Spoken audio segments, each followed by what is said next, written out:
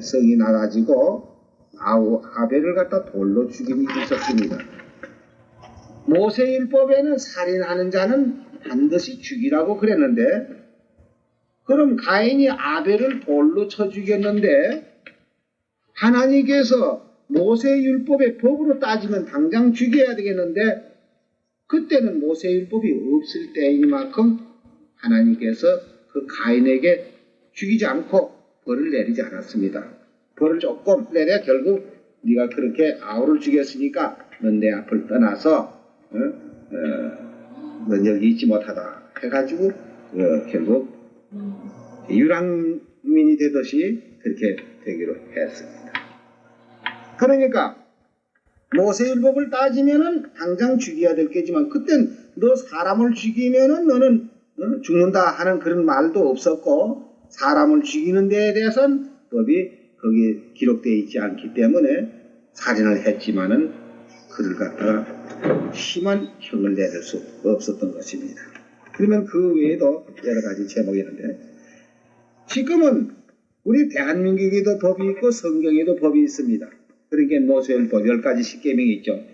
이 십계명을 아마 기독교인들 쳐놓고는 전부 십계명을 중심으로 해가지고 그게 죄다 죄가 아니다 하는 것을 거기서부터 마음에서 양심의 가책을 받고 우리 마음의 죄를 정하게 되고 이렇게 되는데, 그럼 전에 지은 죄로 말미암아 우리가 사망에 이르게 되는데, 여기서 뭐를 없애면은 다시 살 수 있냐면 죄를 없애면은 사는 길이 여기서 열립니다. 그래서 이제 사는 길을 주시기 위해서 예수님이 1900년 전에 오셔가지고 새로운 법을 줬습니다.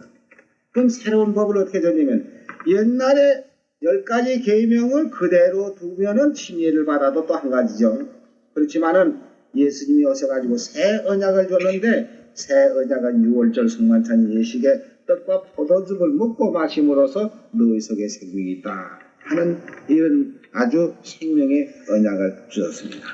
그럼 생명의 언약을 우리 사는 법을 주는데, 이 사는 법을 주는 데 있어서도 전에 그 죄라는 것을 이걸 어떻게 해야 된다 이 말입니다. 그냥 없앨 수는 없는 게고, 전에 지은 거는 죄값은 사망이라고 했어요.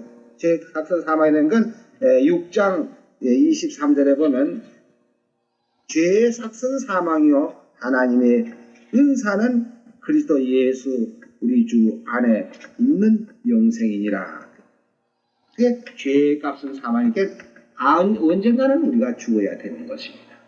그럼 이 죽는 것을 어떻게 아주 죽어버리면 곤란하니까 미리 죽는 법을 갖다가서 성서적으로서 우리 죄를 장애 지내는 법이 있는데, 그 장애 지내는 법을 하나 보겠습니다. 골로새 2장 12절이요. 너희가 세례로 그리스도와 함께 장사한 바 되고 또 죽은 자들 가운데서 그를 일으키신 하나님의 역사를 믿음으로 말미암아 그 안에서 함께 일으키심을 받았느니라. 또 너희의 범죄와 육체의 무할례로 죽었던 너희를 하나님이 그와 함께 살리시고 우리에게 모든 죄를 사하시고. 여기 보면은 이 세례라고 하는 말은 씻는다는 뜻인데요. 이 원어에는 이 세례로 되어 있지 않냐고 바프테시마라고 우리 죄를 매장하는 걸로 되어 있습니다. 장례를 지내는 거. 장례 지내는 걸로 되어 있는데, 그래서 침례라고 하죠. 침례라고 하는데 왜 그럼 여기다가 세례라고 썼느냐 하면은, 이건 천주교로부터 시작해서 선주교는 영세라고 하고 각 장로교, 감리교 이런 데는 이제 세례라고 합니다. 그 세례라고 하는 것은 물 조금 이마에다 이렇게 찍어 발라놓고 그렇게 하고 이제 살았다 이런 식으로 되어 있죠. 그러나 근본적 예수님으로부터 이 침례를 받는 것이 이제 쭉 내려오는데, 이 역사책을 보면은 예수님으로부터 초대교회 당시에는 전부 침례를 받았습니다. 그러니까 여기 지금 글자를 우리가 한번 받아보세요. 세례로 그리스도와 함께 장산받되고 이렇게 기록됐단 말이에요. 그러면 시침으로서 예수님과 함께 장사 지냈다 이렇게 되면 말이 안 되죠. 그러면 침례로 물에다가 이렇게 푹 잠금으로써 그리스도와 함께 장산받되고 하면은 말이 맞는 것입니다. 왜 침례라는 말이 맞는 거예요. 그러니까 세례가 아니고 침례인데 침례는 곧 뭘 하는 거라고요? 장사 지내는 바. 장례, 매장을 한단 말이에요. 우리 죄를 완전히 매장을 해버려요. 그럼 매장을 하게 되면 어떻게 되느냐? 이 죄의 값은 사망이니까 우리가 죽어야 되니까 언제 죽어도 죽으니까 지금 의식적으로서 죽음을 미리 그만 장례식을 하는 것입니다.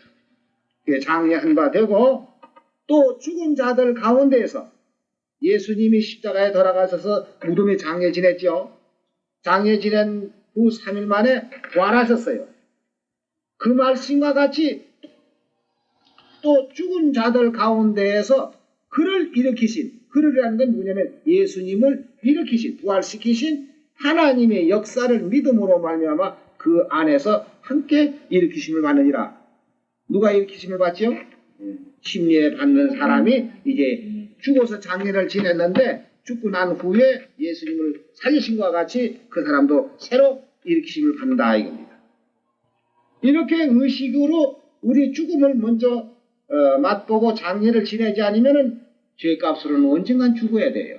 그러니까 이 죽음을 갖다가 미리 그만 예방을 해버리는 것입니다. 옛날에 호일자병이라고 한다든지 무슨 이런 병마가 올 때에는 미리 예방하듯이 우리 죽음을 미리 예방을 해서 죽어서 죄를 그만 없애버려요.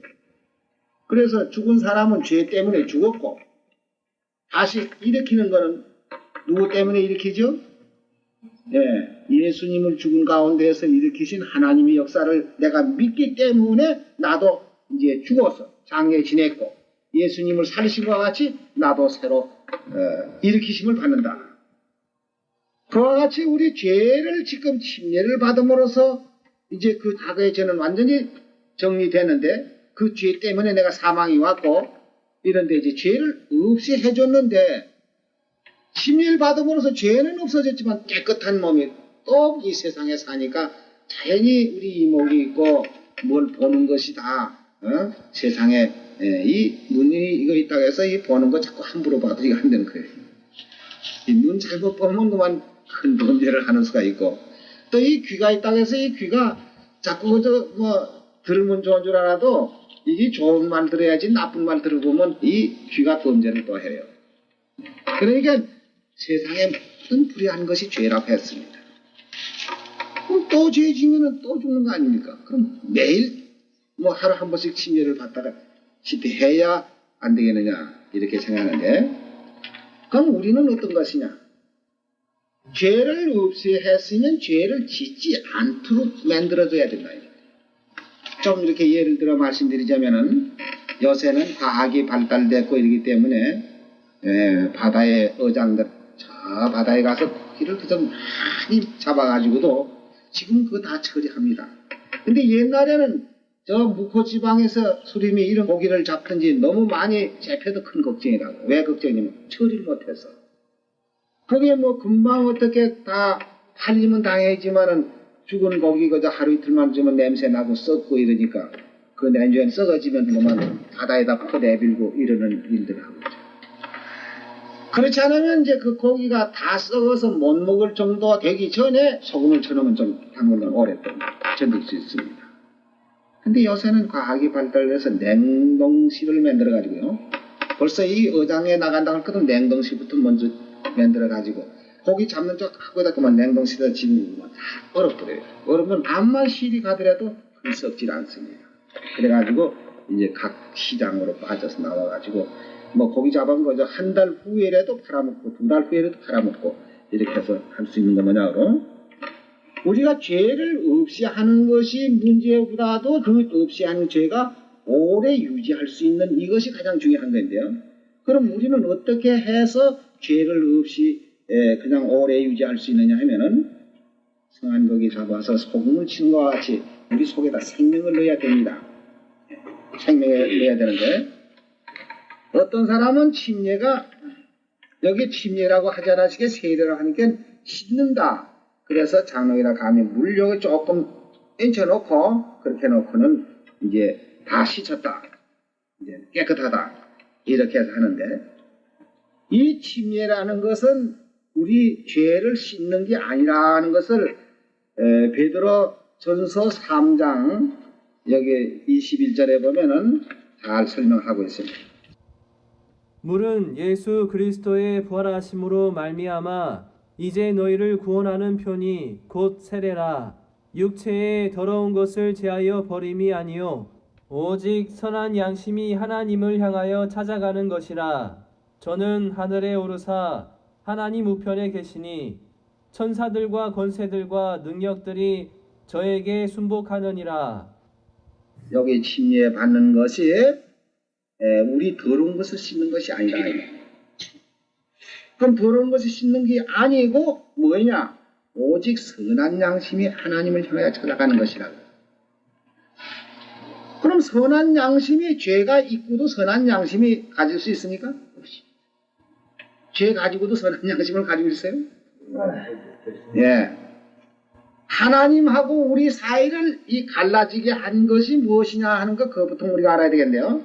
자, 이사야 59장 1절에서부터 보겠습니다. 여호와의 손이 짧아 구원 여호와의 손이 짧아서 구원치 못하신도 아니요 귀가 둔하여서 듣지 못하신도 아니라 오직 너희 죄악이 오직 너의 죄악이 너희와 너의 하나님 사이를 내었고 너희 죄가 그 얼굴을 가리워서 너희를 듣지 아니하게 함이니 이는 너의 손의 피가 너의 손가락의 죄악이 더러웠으며 너의 입술은 거짓을 말하며 너의 혀는 악독을 바람이라.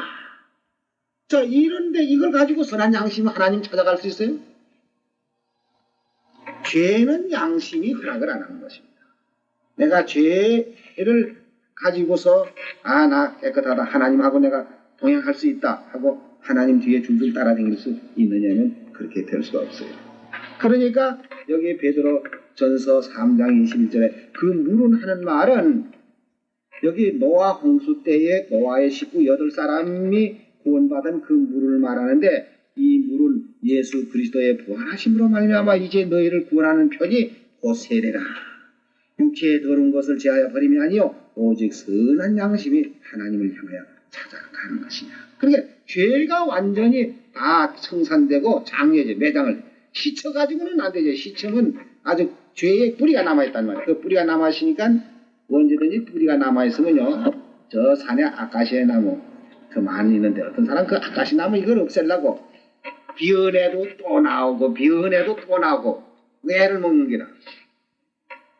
그래서 이 사람이 비다가 못해서 이래 가지고 안 되겠다. 그래서 이제 그때는 막 고개를 가서 부럭지를 막 파내 그래요. 그래 놓으니까 이제 그게 안 나온다. 죄를 씻어서야 안 되죠. 그러니까 장애를 지내는 겁니다. 그렇게 해서 이제 완전히 죄의 뿌리를 빼서 내버리고 이제 선한 양심을 가지고 하나님을 향하여 찾아가는데 그럼 침례받고 또 지으면 어떡할까요? 그러니까 침례받고 죄를 짓지 아니하는 이 새 언약이 있습니다. 새 언약. 요한복음 6장 53절에서부터 예수께서 이르시되 내가 진실로 진실로 너희에게 이르노니 인자의 살을 먹지 아니하고 인자의 피를 마시지 아니하면 너희 속에 생명 없느니라. 내 살을 먹고 내 피를 마시는 자는 영생을 가졌고 내 살을 먹고 내 피를 마시는 자는 영생을 가졌고 마지막 날에 내가 그를 다시 살리리니 내 살은 참된 양식이요 내 피는 참된 음료라다. 내 살을 먹고 내 피를 마시는 자는 내 안에 거하고 나도 그 안에 거하나니 살아계신 아버지께서 나를 보내심에 내가 아버지로 인하여 사는 것 같이 나를 먹는 그 사람도 나로 인하여 살리라. 이것은 하늘로서 내려온 떡이니 조상들이 먹고도 죽은 것과 같지 아니하여 이 떡을 먹는 자는 영원히 살리라. 그러니까 예수님의 살을 먹고 예수님의 피를 마시면 우리 속에 생명이 들어갑니다. 생명. 자, 생명이 들어가고도 또 썩는 데면 어떡합니까?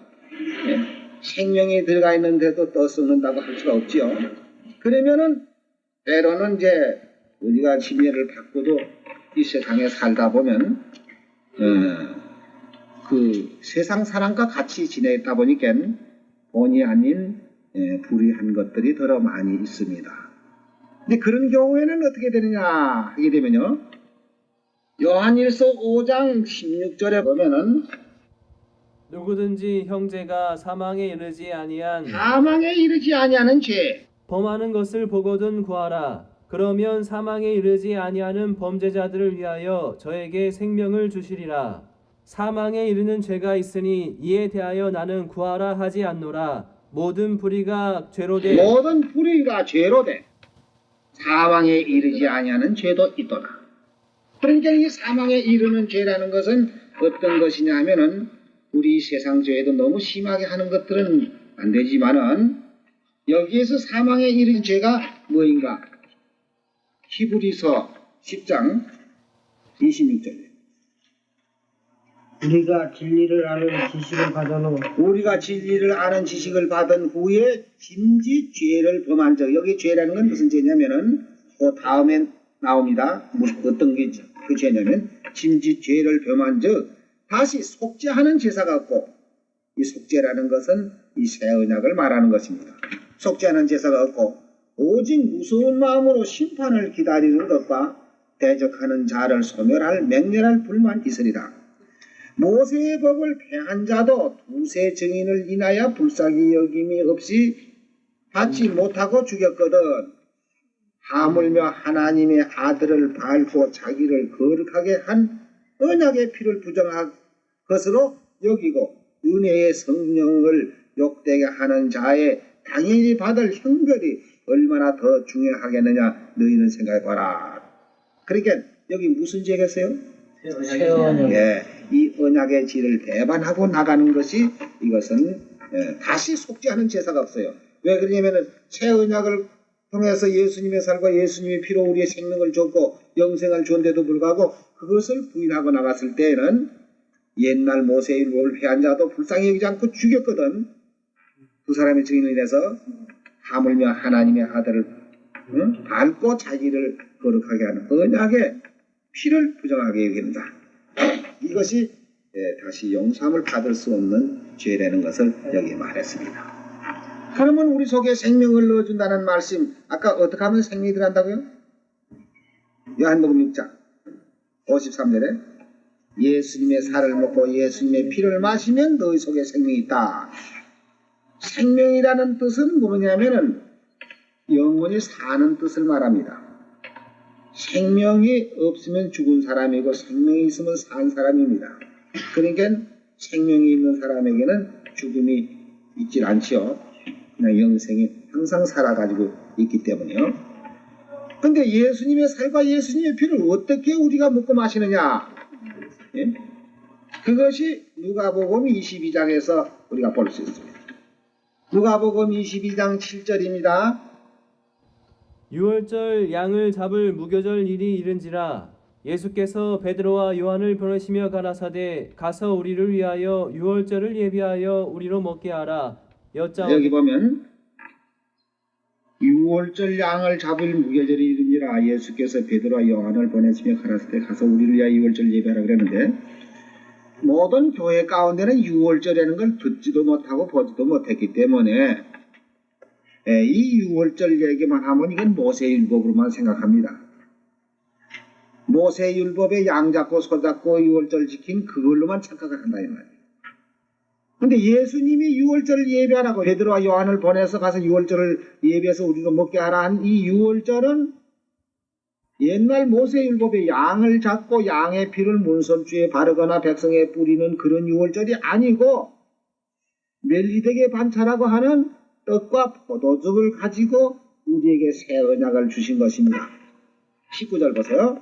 또 떡을 가져 살해하시고 떼어 저희에게 주시며 가라사대 이것은 너희를 위하여 주는 내 몸이라. 내 몸이라. 예수님이 내 살을 먹으면 너희 속에 생명이 있다는 게 이것이 내 몸이라.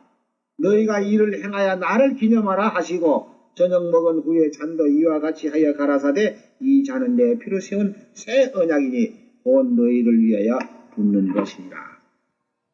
이렇게 해서 여기 새 언약이라는 말씀인데 이 새 언약은 예수님이 이 세상에 오시기 전 약 650년 그 이전에 에레미야 선지자가 여기서 예언을 했습니다. 에레미야 31장 31절이요. 나 여호와가 말하노라. 보라, 날이 이르리니 내가 이스라엘 집과 유다 집에 새 언약을 세우리라.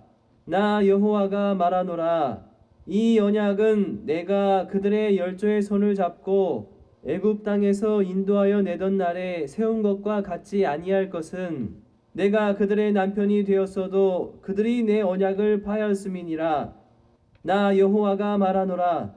그러나 그날 후에 내가 이스라엘 집에 세울 언약은 이러하니 곧 내가 나의 법을 그들의 속에 두며 그 마음에 기록하여 나는 그들의 하나님이 되고 그들은 내 백성이 될 것이라. 650년 전 그 즈음에 에레미야 선지자가 이제 장차 이 앞으로 600년 후에면 메시아가 세상에 오셔가지고 이제 새 언약을 세워 주실 것이다 하고 미리 예언한 그대로 모세율법이 아닌 이 새 언약을 세워 주실 것을 예언했습니다. 이 새 언약은 우리로 하여금 무조건 사는 법을 줬어요. 생명의 법을 줬단 말입니다. 사는 법. 그러면 히브리 8장 6절에 보면 어떻게 연결이 되어 있는가 한번 가서 보겠습니다. 그러나 이제 그가 더 아름다운 직분을 얻으셨으니 예, 그가라고 하는 말은 누구죠? 예수님이 더 아름다운 직분을 얻으셨으니 이는 더 좋은 언약으로 세우신 더 좋은 언약의 중보시라. 누가 중보시에요? 예수님이 새 언약의 중보시라. 저 첫 언약이 무흠하였다면 흠이 없었더라면 둘째 것을 요구할 일이 없었으려니와 저희를 흠으로 하여 일렀으되 주께서 가라사대 볼지어다 날이 이르리니 내가 이스라엘 집과 유다 집에 새 언약을 세우다. 여기 주께서 가라사대 하는 말은 에레미야 31장 31절에 기록되어 있는 말씀을 이쪽에다가 반복해서 지금 그 예언과 맞춰서 사도 바울이 진리를 증거하고 있는 그 말씀입니다. 13절에 보면 새 언약이라 말씀하셨음에 첫 것은 낡아지게 하신 것이 낡아지고 쇠하는 것은 없어져 가는 것이라. 그러니까 옛 언약으로서는 우리 죄를 정하여 줄 따름이요 그 죄에서 결국 죽을 수밖에 없는 우리를 이 새 언약으로서 생명을 얻고 영생을 얻는 이런 진리를 주었습니다. 고린도후서 3장을 보겠습니다. 새 언약이 어떤 것인가 여기 나오죠. 또 6절입니다. 저가 또 우리로 새 언약의 일꾼 되기에 만족해 하셨으니 의문으로 하지 아니하고 오직 영으로 함이니 의문은 죽이는 것이요 영은 살리는 것이니. 여기 지금 잘 보세요. 저가 또 우리로 하여금 저가는 누구냐면 예수님이 또 우리로 새 언약의 일꾼 되기에 만족해 하셨으니 의문으로 하지 아니하고 오직 영으로 하면 의문은 뭐죠? 의문은 구약 모세율법을 말하는 의문으로 하지 아니하고 오직 영으로 영은 새 언약을 말하는 겁니다. 영으로 함이니 의문은 죽이는 것이요 영은 살리는 것이라. 의문은 왜 죽이는 겁니까? 예? 정하는 것. 예. 율법 아까 로마서 7장에 거기 그런 말씀 있죠. 율법에 탐내지 말라 하지 않았더라면 내가 탐심을 몰랐겠는데 탐내지 말라 한 기록이 있었기 때문에 그것을 범으로 나는 죄가 스스로 죄에 있는 것을 드러내고 있습니다. 그러면 그 의무는 그 십계명은 우리로 하여금 죽게 하는 것이요. 왜냐하면 죄를 정하기 때문에. 그러나 죽게 된 거기에서 영은 살리는 것이다. 그 죄에서 죽을 수밖에 없는 우리를 거기서 구속해내신 그 영에 세운 것으로 분명히 되는 것입니다. 그래서 돌에 서서 새긴 죽게 하는 의문의 직분도 영광에 있어 이스라엘 자손들이 모세의 얼굴에 없어질 영광을 인하여 그 얼굴을 주목하지 못하였거든 하물며 영의 직분이 더욱 영광에 있지 아니하겠느냐. 네, 정죄의 직분이 영광에 있었은즉 의의 직분은 영광이 더욱 넘치리라. 그러니까 우리가 지금 새 언약의 일꾼이 됐고 하나님의 백성이 되어 있습니다. 새 언약으로서 우리는 살리심을 받고 영생에 들어가는 이렇게 약속이 되어 있습니다. 그러니까 이제 침례 받으면은 일단 우리 과거에 지은 죄는 없어지고 이제 6월절 성만찬 예시 떡과 포도즙을 먹고 마심으로써 우리 속에 생명이 있게 되는 것입니다. 그러므로 우리는 이제 옛 의문에 속해 있는 사람이 아니고 새 언약, 새 율법에 속해 있는 사람이 되죠. 이렇게 해서 우리는 영생에 들어가게 되는데 우리 침례를 받고 진리 안에서만 떨어지지 않고 우리가 어떠한 시험이 있더라도 진리 안에서만 떨어지지 않으면은 우리에게 주신 영생은 계속돼서 나가다가 영원한 하늘나라에 들어가게 되는 것입니다. 이 침례에 대해서는 여러 가지가 있지만은 우선 내 죄를 없이 하는 것과 또 생명을 받는 것과 이렇게 해서 옛 언약에서 벗어나서 새 언약으로 새 정부 밑에서 새 언약에서 우리가 살고 있는 하나님의 권속이 되는 것입니다. 오늘 이것으로서 침례식에 대해서는 마치겠습니다.